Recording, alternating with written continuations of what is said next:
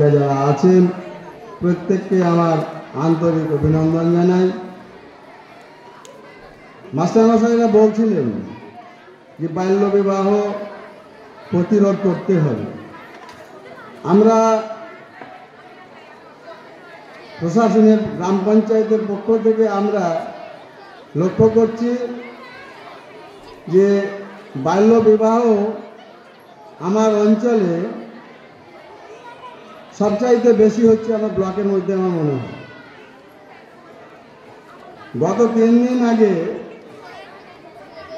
3 দিনের মধ্যে যে একটা মেয়ে তার বিয়ে হয়েছে বাল্য অবস্থায়, তার এক সন্তান আছে পুত্র, সে সিঁদুরটা মুছেছে, ছাকাটা খুলে এসছে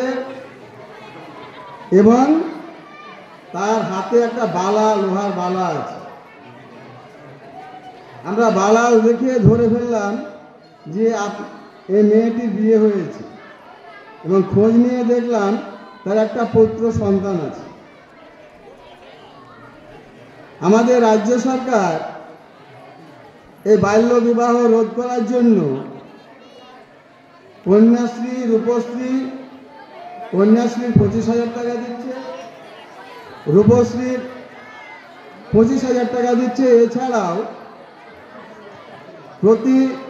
এতে রাজ্য সরকার শিক্ষার এতে মেয়েদেরকে ছেলেদেরকে স্টাইপেন্ড দিচ্ছে।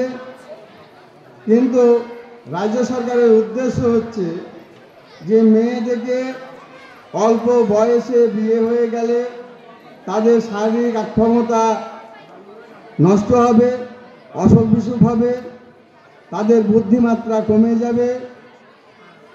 তাই সরকারের প্রচেষ্টা যে রূপশ্রী, কন্যাশ্রী, বিভিন্ন স্টাইপেন্ডের মধ্যে দিয়ে গ্রাম পঞ্চায়েতকেও যুক্ত করেছে।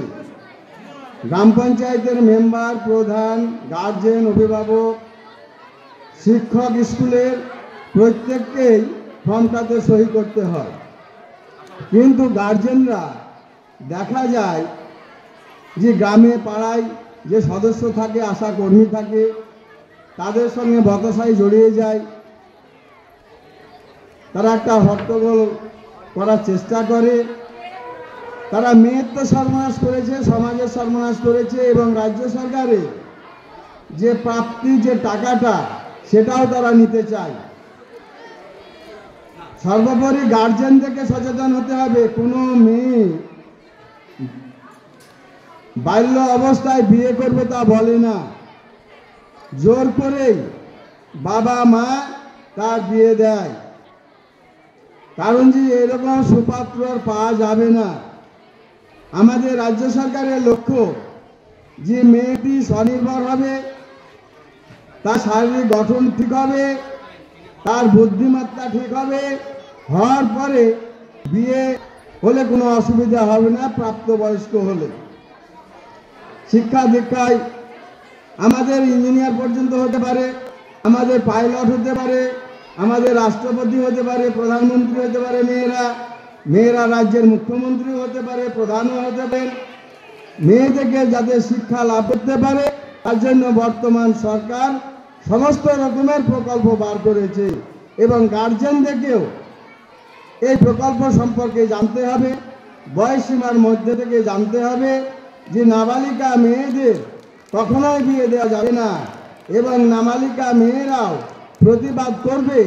আজকের যে সভা গোটা বীরভূম ডিস্ট্রিক্টে হচ্ছে, মাননীয় জেলা শাসকের নির্দেশে গোটা জেলায়, আমাদের বীরভূম জেলাতেই আজকে প্রত্যেকটা স্কুলে আমাদের অনুষ্ঠান হচ্ছে। মেয়েদেরকে নিয়ে, গার্জেনদেরকে নিয়ে, আমাদের গ্রামের সমাজের মানুষ, স্তরের মানুষদেরকে নিয়ে এবং জনপ্রতিনিধিকে নিয়ে, শিক্ষক শিক্ষিকা প্রত্যেকটা স্তরের মানুষদেরকে নিয়ে সচেতন করা।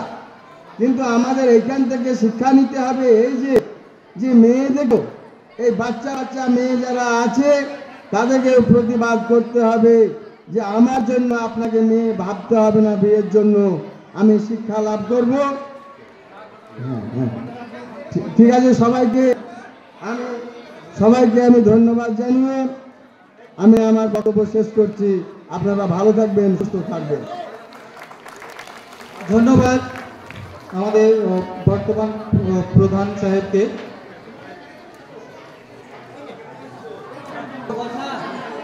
বর্ষা, শ্রেষ্ঠা গুপ্ত, অর্চিষা গুপ্ত, জ্যোতিপালকে আমি স্টেজে দেখে নিয়েছি। স্টেজে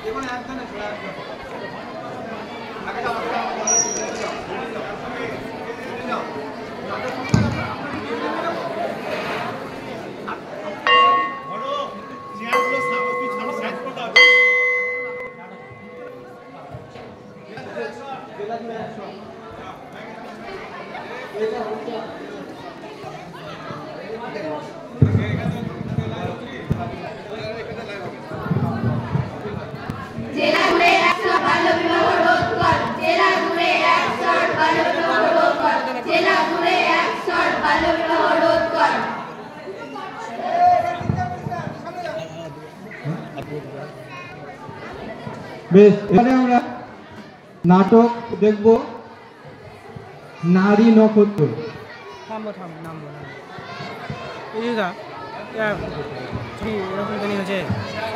ঠিক আছে ঠিক আছে।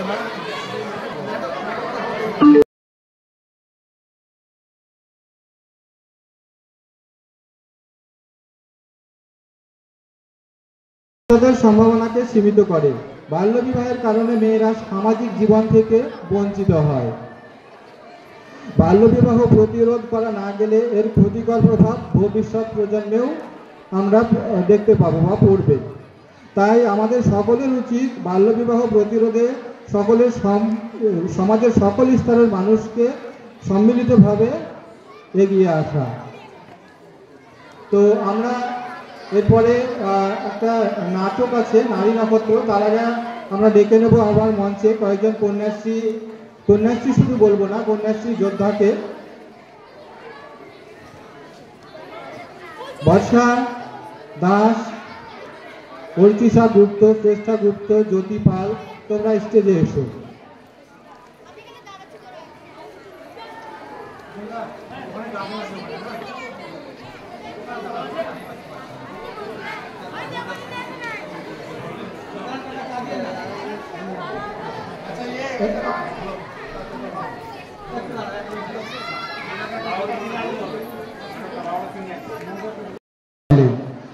তো বাল্যবিবাহের সুফল কিছুই নেই, পুরোটাই আমরা বলতে পারি কুফল।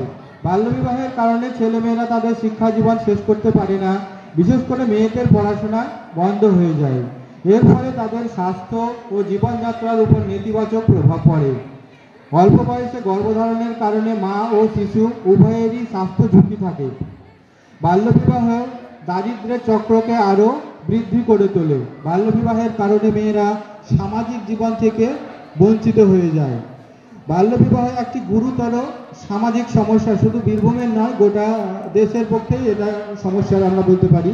তবে আমাদের দুর্ভাগ্য এটা বলতে বাধা নেই যে আমাদের বীরভূম জেলা এই মুহূর্তে বাল্যবিবাহের ক্ষেত্রে প্রথম স্থানে রয়েছে গোটা ভারতে যতগুলো জেলা আছে তার মধ্যে।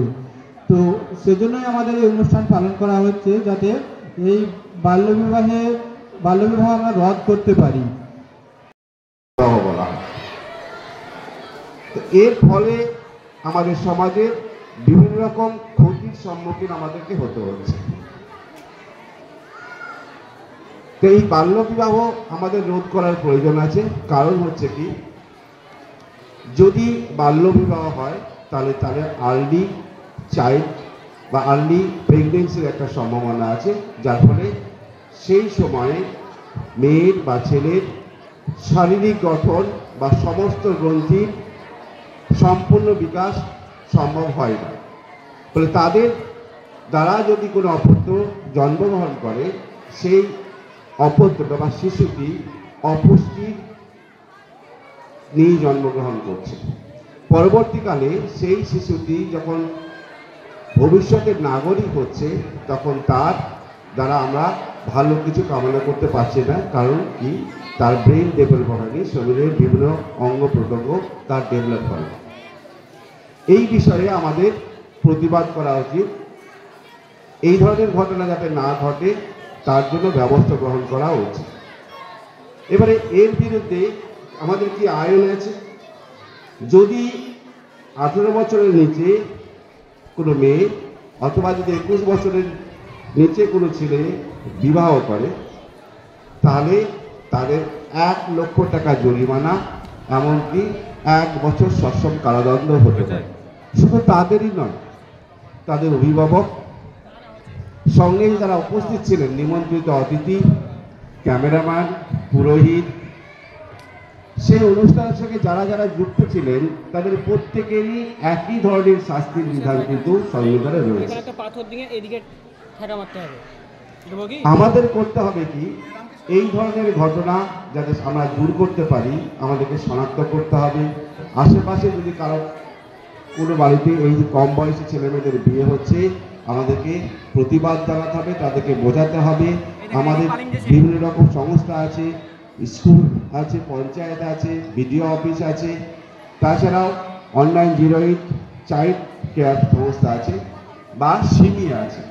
এদের মাধ্যমে কিন্তু আমরা এই যে ঘটনাটা ঘটছে এইটাকে আমরা বন্ধ করতে পারি, তাদেরকে বোঝাতে পারি, এর বিরুদ্ধে তাদের আমরা প্রচার করতে পারি যাতে এই ধরনের ঘটনা না ঘটে, আর আমাদের সুস্থ এবং সবল পৃথিবী গড়ে তুলতে পারি।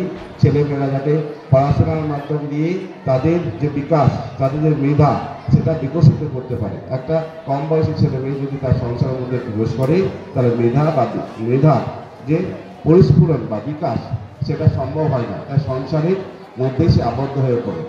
ঠিক তাই আমরা সবাই মিলে প্রতিবাদ করব, প্রতিরোধ গড়ে তুলব এবং এই ধরনের ঘটনা যাতে না ঘটে তাহলে সর্বস্তরের মানুষের সহযোগিতা নিয়ে আমরা বাধা দেব এবং তাদেরকে বুঝিয়ে সুস্থ সবল একটা পৃথিবী গড়ে তুলব। ধন্যবাদ। অসংখ্য ধন্যবাদ শ্রী পলাশরায় মহাশয়কে।